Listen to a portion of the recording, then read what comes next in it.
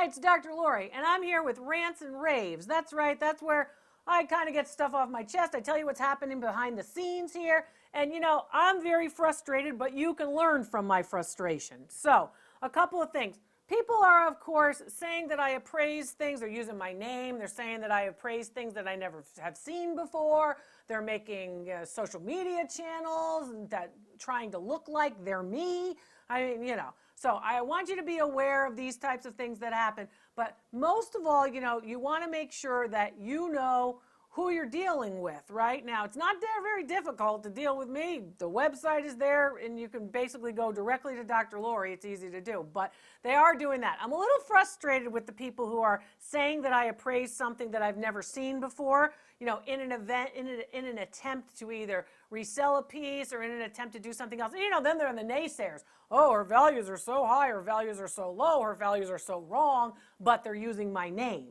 So be careful. I'm a little frustrated, but I want you to learn from it. And then there's this comment. Dr. Lori I talked about precious moments figurines in an article and their values on my website. And somebody said, oh my gosh, they're all over the thrift stores. Dr. Lori has lost all of her street cred because, they're really not valuable and people use them for target practice. Well, you know what? Don't listen to me. Don't follow me. And you know what? Don't make money. Then I got this comment, which was, well, Dr. Lori, where I live, you can't sell anything for the prices that you say where I live. And complaining about you can't sell anything where they live when they're posting these complaints on the internet. Why aren't you thinking of reselling things on the internet? It has nothing to do with where you live. It has to do with you can actually sell these things on the internet and make money. So, these complaints, that's just doesn't make any sense. You can complain on the internet, but you're not thinking I can resell on the internet. It has nothing to do with where you live. And where you live, many people, of course, are selling them for the values I'm giving you where you live. You're not, because you're not trying. You're spending time complaining. So this next rant and rave actually comes from a comment that I got. And this person said, Dr. Lori, and I'm going to put my gloves on for this because, Dr. Lori, I think I'm in the thrift stores and, I really think that the thrift store people, surely they know the values of these pieces. Surely they're pricing these pieces correctly. They can't possibly be worth what you're saying they're worth. Well, it's not surely, because if you watch any of my videos, you'll see that people are finding great stuff for real bargains, for very low prices, and reselling them for a lot more.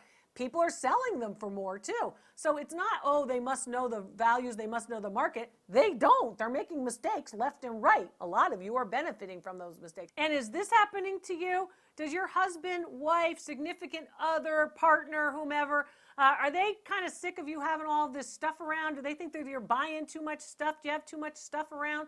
So if that's happening to you, I want to hear about it. Put it in the comments. Tell me what's happening. This is not a new thing. This is not new. Oh, my husband or my wife or my spouse or my partner, they're upset because I've got all this stuff now. I can help. It's where, I take off my gloves and I channel my inner Dr. Phil, right? Where I mediate with folks who are the buyer and, of course, the people who are living in the house with the buyer. Now, you can do this, but it's basically you want to be able to start to learn what to do and what's going to be important. A lot of people do this. They're buying all this stuff because they need content for their YouTube channel. So they're buying a lot of stuff so you can see all the different stuff, and then they end up with all of these things that they aren't able to resell, or they haven't had time to resell because they're trying to get content so they can do videos. So that's one of the things you want to see. It's not a new cycle, especially for somebody who's been doing this and talking to people about appraisals for so long. I can help. And then there's this. There's people who want to get into my live show who are asking the question during the live show and Ask Dr. Lori Live, how do I get in? How do I get in? How do I get in? I want Dr. Lori to appraise something. How do I get in? Well, you're right there on the internet. All you have to do is read, right? Read. That's all you have to do. And some of you are very sweet and you're trying to give them instructions and all you have to do is go to this page and all you have to do is read. All they have to do is read. Then after the show is over, they have, emails and other contact to my staff that has to then field all their questions about how do I get in? I don't know what to do. Sit there, don't waste everybody's time asking how do you get in, and read on the web page how you do this. Because it really is simple. So many of you are able to do it, and of course, it's all right there.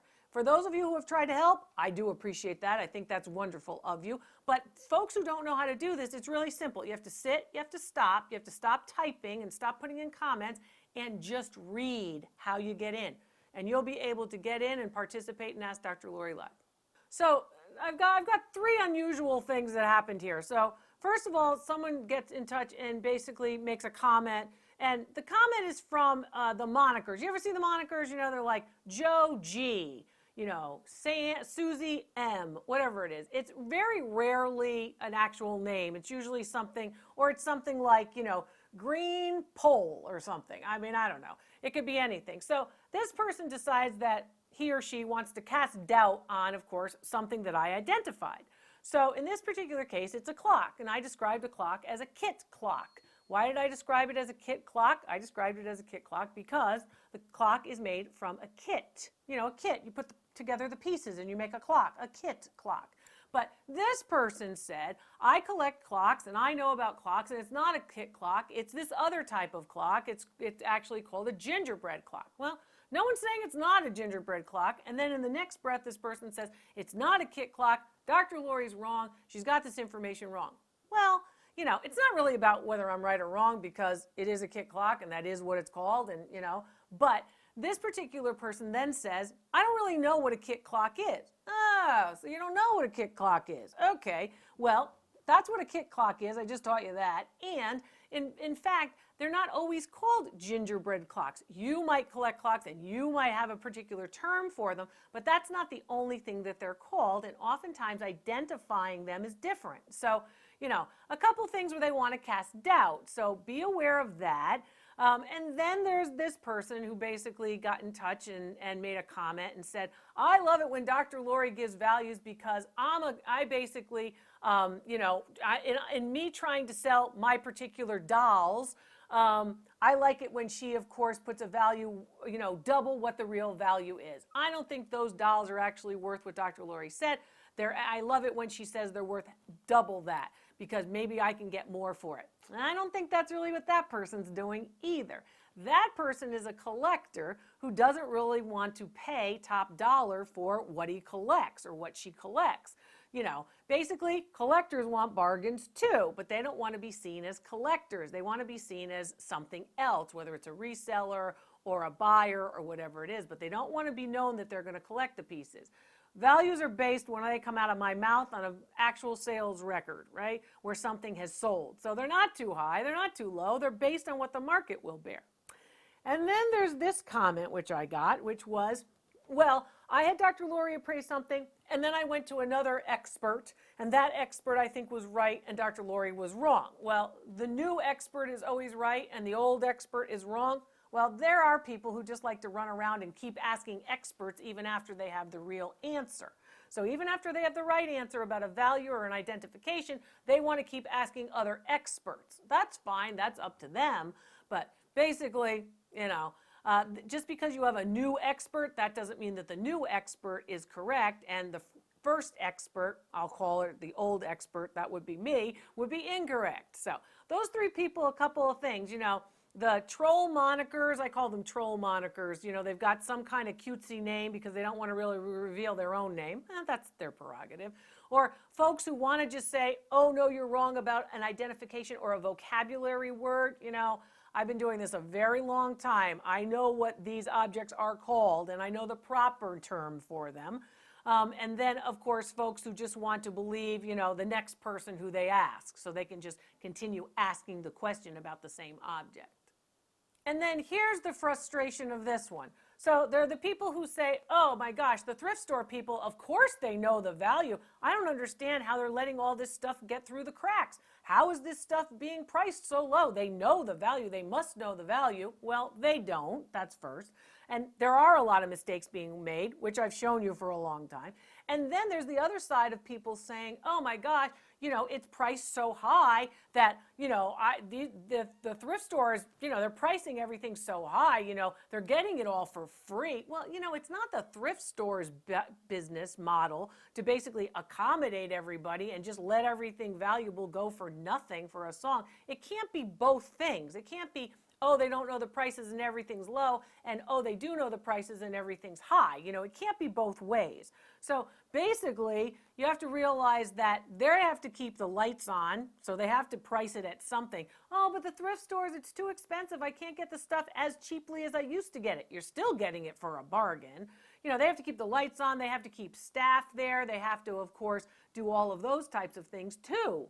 So again, I get a little frustrated when it's from both sides, oh, it's this and oh, it's that. It's not both things. It can't be both things, You are seeing valuables that are getting through the cracks, that are really low priced at these environments, whether it's a thrift store, an estate sale, a yard sale. But remember, the people on the other end of this, the estate sale organizers, the thrift store staff people, they're running a business. They're trying to make money. A lot of you are doing this too. Everybody likes a bargain.